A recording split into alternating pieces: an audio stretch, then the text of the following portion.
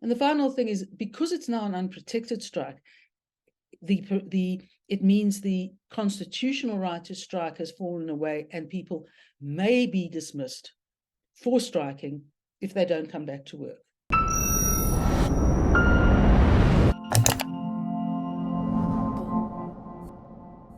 Members of the National Education, Health and Allied Workers Union, or NEHAWU, have engaged in strike action over the last few weeks. A number of people have died as a result of the strike action, according to Minister of Health Joe Phaahla, and even some patients have been dragged from ambulances as striking members prevented citizens from accessing public healthcare facilities. Joining me to unpack all of this is Sara Gon from the Institute of Race Relations.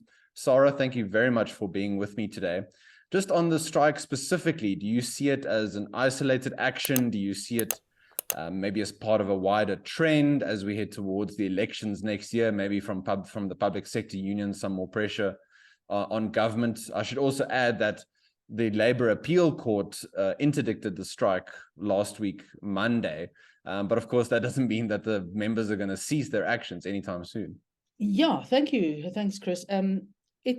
I'm not sure if it's part of a broader trend in the sense that it's indicative of something that's coming, because South Africa has been subject to violent strikes. I mean, particularly historically in places like the mining industry, which is private sector.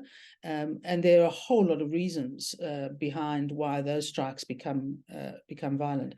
It has, however, happened in the public sector, and it was the dreadful strike some years ago by the South African Municipal Workers Union security guards, where I think it was something near 70 people were killed. It was a truly dreadful action. So I think the potential for violence is often there because you're dealing with large crowds of people toying. The whole idea is to G up people to become aggressive and demanding and look fearsome.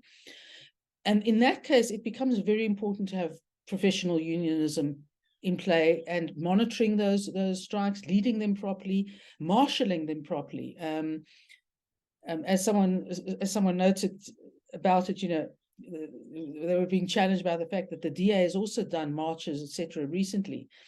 And the point was made that no shops were closed, no damage was done, and no people were injured. And so it obviously is in the nature of the particular people who are marching and what they're marching about. But essentially, this is a show of strength, and I think it's been badly handled by NEHAWU.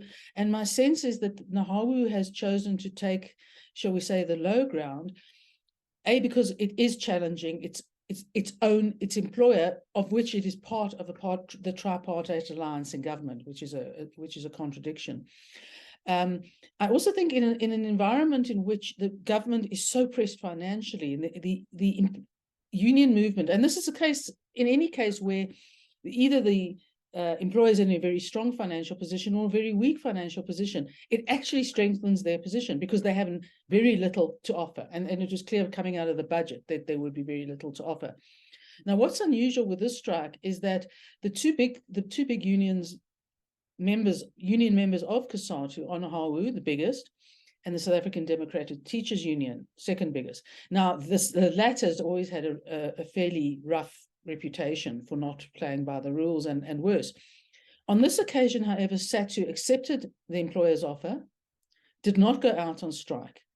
And as a result, relations between it and sister union NEHAWU became so bad that when NEHAWU sort of broke into a conference that the SATU people were attending, there was a lot of tension and a lot of aggro, and SATU came out saying they no longer regard them as a sister union. Now that is very, very unusual. So in other words, you're seeing a schism within COSATU that you've never seen before.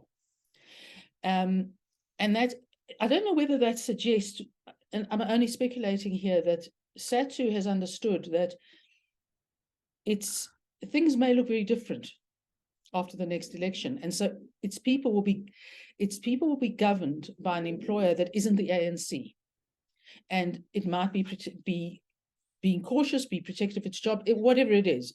It may be looking at that realistically. Now, I think, being careless in that regard, because if there is a change, in who governs the country, it will have an effect on who's employed by the government and how they're employed and where they employ stays the same. Now, the problem, of course, with NEHAWU is that it mostly represents a non-professional staff, in other words, support staff.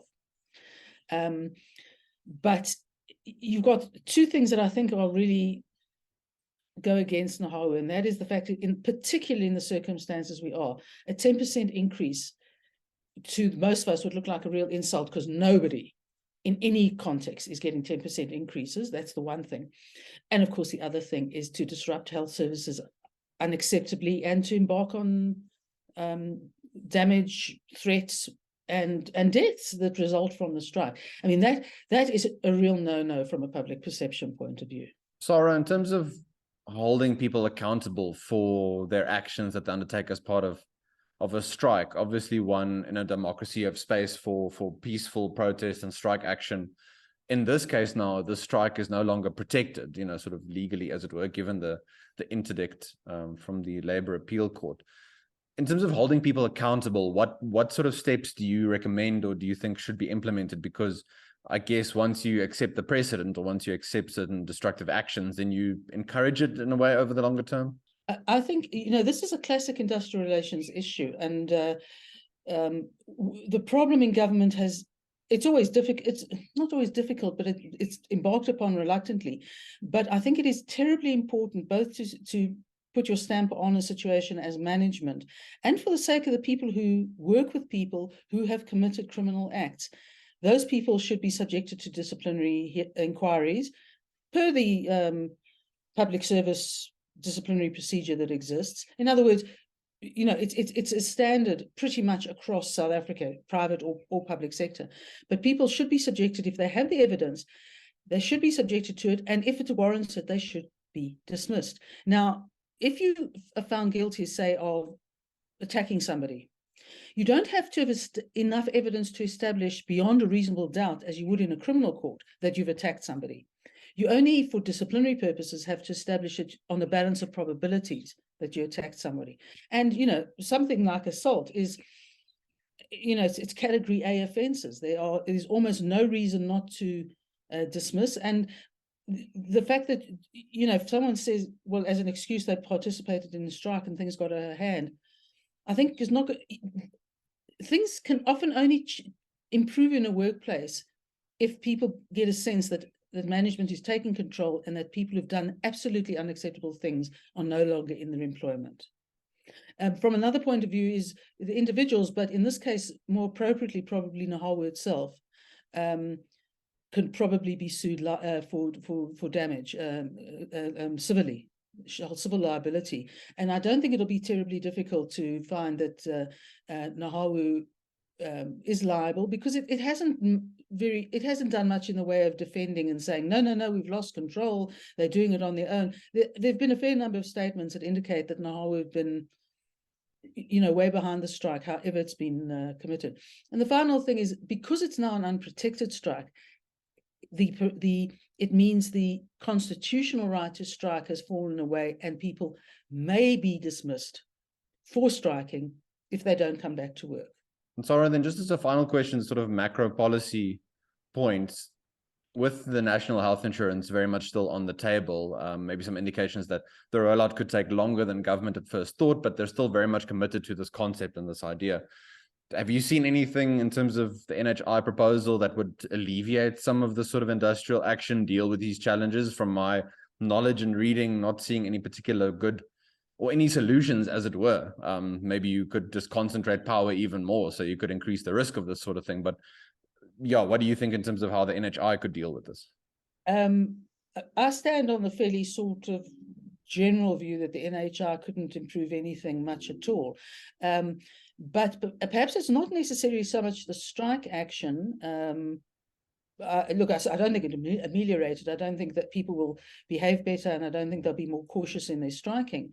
But sort of allied is, there was a report this morning from the Ombudsman about the terrible state of the Rahima Musa Hospital, which is essentially a maternity hospital.